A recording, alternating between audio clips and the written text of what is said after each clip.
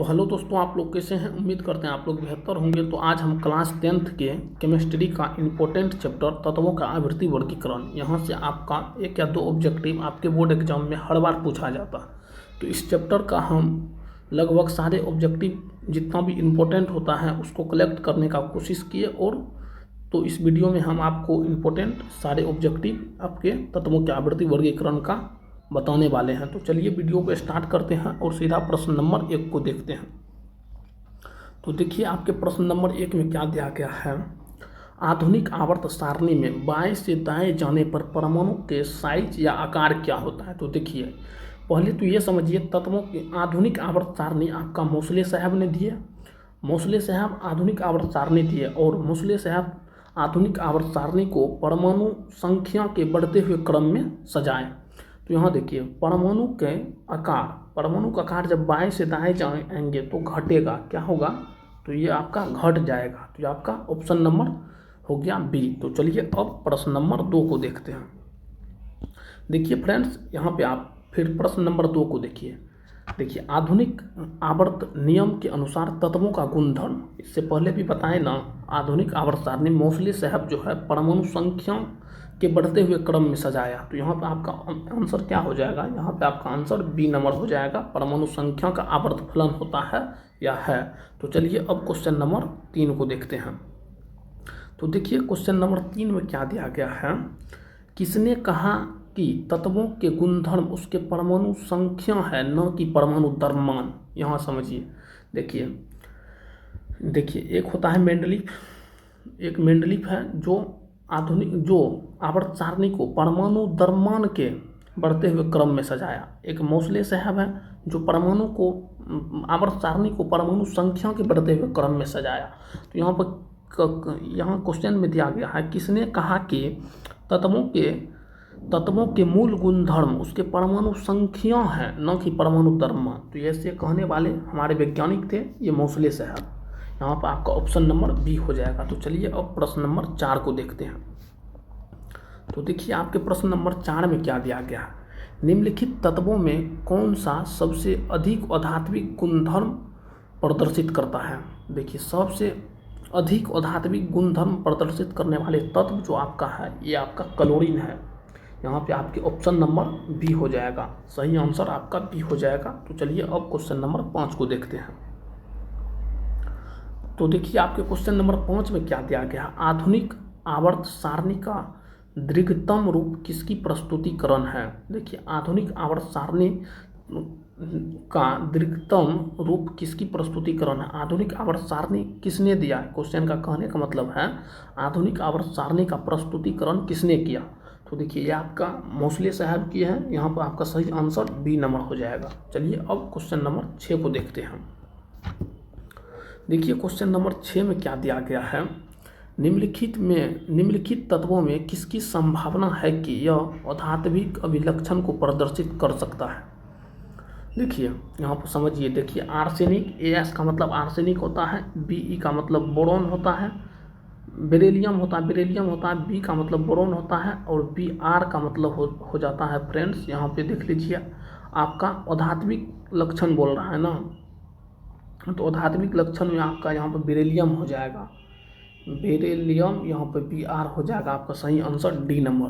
तो चलिए अब प्रश्न नंबर 7 को देखते हैं। तो देखिए प्रश्न नंबर 7 में क्या दिया गया है। तत्वों के निम्नलिखित जोड़ों में किनके रासायनिक आचरण, केमिकल बिहेवियर समान है।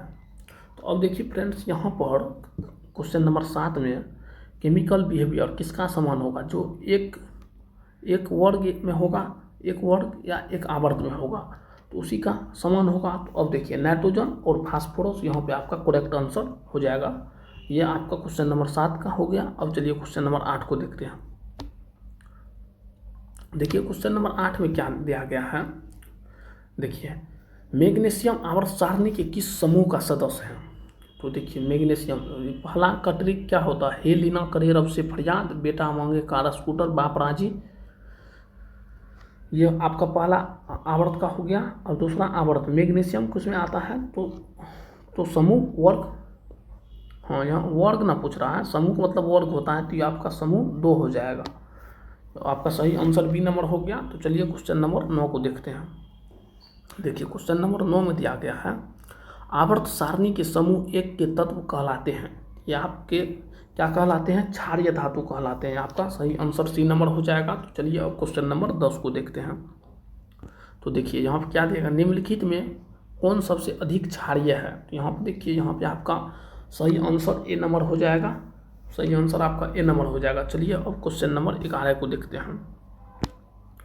देखिए निम्नलिखित में से सबसे अधिक अभिक्रियाशील हेलोजन, निम्नलिखित में से सबसे अधिक अभिक्रियाशील हेलोजन कौन है? तो यहाँ पर देखिए आपका सही आंसर हो जाएगा फ्लोरीन, जो ऑप्शन नंबर ए में है। चलिए अब क्वेश्चन नंबर 12 को देखते हैं। देखिए आवर्त सारणी के किसी आवर्त में बाएं से दाएं जाने पर तत्वों की अम्लीय प्रकृति क्या होती है? देखिए यहाँ पे फिर से आपको समझाने का कोशिश करते हैं। देखिए समझिएगा, जैसे ये मान लीजिए आवर्त है, ये आपका पीरियोडिक टेबल है, आवर्त सारणी है। देखिए अम्लीय और धातु की ऑक्साइड क्या होता है? अम्लीय होता है, ये अम्लीय होता है ना। अब देखिए इधर देखिए, ये आपके बाएं साइड में क्या होता है? धातु होता है, और दाएं साइड में अधातु होता है, और बीच में क्या होता है? उपधातु होता है, जिसको बॉर्डर लाइन या जिग-जैग लाइन कहते हैं, ये होता है। तो देखिए आवर्त सारणी के किसी आवर्त में बाएं से दाएं जाने पर, अगर बाएं से आप दाएं जाते हैं तो तत्वों की अम्लीय प्रकृति क्या होगा? देखिए क्षारीयता घटेगा। क्षारीयता देखिए बाएं में क्षारीय है ना, क्षारीय धातु है, धातु क्षारीय होता है, धातु की ऑक्साइड क्षारीय प्रकृति का होता है, और अधातु का ऑक्साइड अम्लीय प्रकृति का होता है। अगर आप धातु से अधातु की ओर जाते हैं तो क्या होगा? अम्लीय प्रकृति का आपका बढ़ जाएगा। तो यहाँ पर आपका सही आंसर क्या हो जाएगा? ऑप्शन नंबर बी हो जाएगा आपका सही आंसर, ऑप्शन नंबर बी। तो चलिए उम्मीद करते हैं आपको समझ में आया होगा। अब क्वेश्चन नंबर 12 को देखते हैं। देखिए क्वेश्चन नंबर 12 में क्या दिया गया है, आवर्त सारणी के किसी समूह विशेष में तत्वों के विद्युत धनात्मक अभिलक्षण ऊपर से नीचे जाने पर क्या होता है? देखिए आपको यहाँ पे एक बार बताते हैं, देख लीजिए। ये देखिए विद्युत धनात्मक, देखिए मान लीजिए ये आपका आवर्त सारणी है, फिर से ये आपका आवर्त सारणी है, ये आपका आवर्त सारणी है ना। देखिए इधर से अगर आप बाएं से दाएं जाते हैं, अगर आप बाएं से दाएं जाते हैं वो आवर्त में, तो क्या होगा? विद्युत धात्विक गुण क्या होगा? घटेगा। धात्विक गुण घटेगा तो विद्युत धनात्मकता भी घटेगा। लेकिन अगर आप वर्ग में, देखिए वर्ग में अगर आप ऊपर से नीचे आते हैं तो आपका क्या होगा? धात्विक गुण बढ़ेगा तो विद्युत धनात्मकता क्या होगा? बढ़ेगा। तो यहाँ पर आपका सही आंसर क्या हो जाएगा? सही आंसर आपका ए नंबर हो जाएगा, जो कि सही आंसर हुआ। चलिए अब क्वेश्चन नंबर 14 को देखते हैं। देखिए क्वेश्चन नंबर 14 में क्या दिया गया है, मेंडलीफ ने तत्वों को किसके बढ़ते क्रम में वर्गीकृत किया? इससे पहले भी बताए हैं, मेंडलीफ ने तत्वों को परमाणु द्रव्यमान के बढ़ते हुए क्रम में वर्गीकृत किया। तो यहाँ पर आपका सही आंसर सी नंबर हो जाएगा। तो चलिए अब क्वेश्चन नंबर 15 को देखते हैं। देखिए क्वेश्चन नंबर 15 में क्या दिया गया, अष्टक का नियम निम्नलिखित में से किसके द्वारा प्रस्तुत किया गया? आपको भी पता होगा ल्यूलेंट्स का अष्टक नियम होता है, जो कैल्शियम तक लागू होता है, और ल्यूलेंट्स के समय कुल 56 तत्व ज्ञात थे। तो ये आपका यहाँ पर सही आंसर हो जाएगा डी नंबर, ल्यूलेंट्स के द्वारा। चलिए अब क्वेश्चन नंबर 17 को देखते हैं। तो देखिए क्वेश्चन नंबर 17 में क्या दिया गया, त्रिक का नियम निम्नलिखित में से किसके द्वारा प्रतिपादित किया गया? आपको भी पता होगा फ्रेंड्स कि डोवेनेनर ने त्रिक नियम दिया था, त्रिक नियम दिया था। तो यहाँ पर आपका सही आंसर बी नंबर हो जाएगा, ल्यूलेंट्स अष्टक नियम दिया था। फिर देखिए मोस्टली परमाणु संख्या के बढ़ते हुए क्रम में सजाया था, और मेंडलीफ परमाणु द्रव्यमान के बढ़ते हुए क्रम में सजाया था। चलिए अब आगे प्रश्न देखते हैं। तो देखिए आगे प्रश्न क्या दिया गया है, आवर्त सारणी में कितने आवर्त हैं? तो देखिए आवर्त सारणी में 7 आवर्त हैं। कितना आवर्त है? 7 आवर्त है। तो यहाँ पर आपका सही आंसर ऑप्शन नंबर ए हो जाएगा। तो चलिए अब आगे प्रश्न देखते हैं। तो देखिए आपके आगे प्रश्न क्या दिया गया है। देखिए हीलियम कैसा तत्व है? आपको भी पता है फ्रेंड्स कि हीलियम अक्रिय तत्व है, अक्रिय इनर्ट गैस में हीलियम भी आता है। तो देखिए यहाँ पे आपका सही आंसर हो जाएगा ऑप्शन नंबर ए। तो उम्मीद करते हैं आपको समझ में आया होगा। तो चलिए अब आगे प्रश्न को देखते हैं।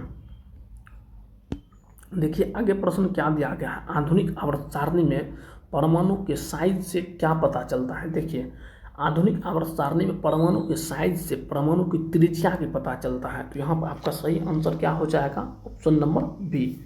ऑप्शन नंबर बी यहाँ पर आपका सही आंसर हुआ। चलिए अब आगे प्रश्न को देखते हैं।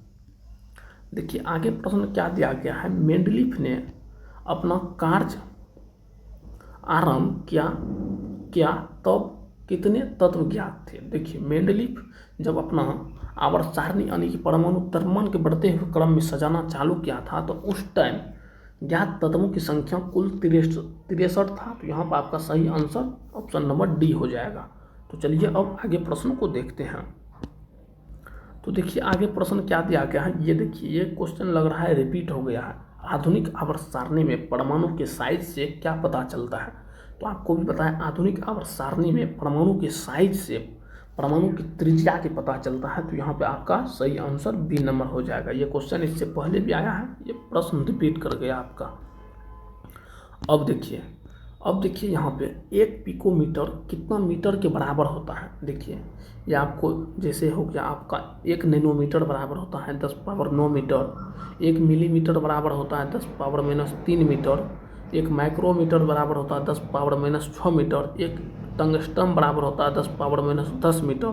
तो इसी प्रकार 1 पिकोमीटर बराबर होता है आपका 10⁻12 मीटर। तो यहाँ पर आपका सही आंसर हो जाएगा ऑप्शन नंबर सी। तो चलिए अब प्रश्न नंबर आगे देखते हैं। देखिए प्रश्न नंबर आपका ये 25 होगा। तो देखिए क्या दिया गया, वुल्फ गंगा डोवेनेनर किस देश से संबंधित थे। देखिए डोवेनेनर किस देश से संबंधित थे, तो ये आपका जर्मनी से संबंधित थे। तो यहाँ पर आपका सही आंसर बी नंबर हो जाएगा। तो उम्मीद करते हैं आपको समझ में आया होगा। एक प्रश्न पीछे लग रहा है छोटा है क्या, हाँ ये प्रश्न आपका छूट गया था। तो देखिए किसी भी तत्व की संयोजकता कैसे निर्धारित की जाती है। देखिए फ्रेंड्स किसी भी तत्व की संयोजकता उसके इलेक्ट्रॉन की संख्या से निर्धारित की जाती है। तो यहाँ पर आपका सही आंसर हो जाएगा ए नंबर, इलेक्ट्रॉन की संख्या से। उम्मीद करते हैं आपको समझ में आया होगा। अगर वीडियो पसंद आया होगा तो वीडियो को लाइक कीजिएगा, चैनल को सब्सक्राइब कीजिएगा और अपने दोस्तों में शेयर कीजिएगा। अगर आपको किसी टॉपिक पर वीडियो चाहिए तो उस टॉपिक आप कमेंट बॉक्स में कमेंट कीजिएगा। तो चलिए मिलते हैं फिर नेक्स्ट वीडियो में। धन्यवाद।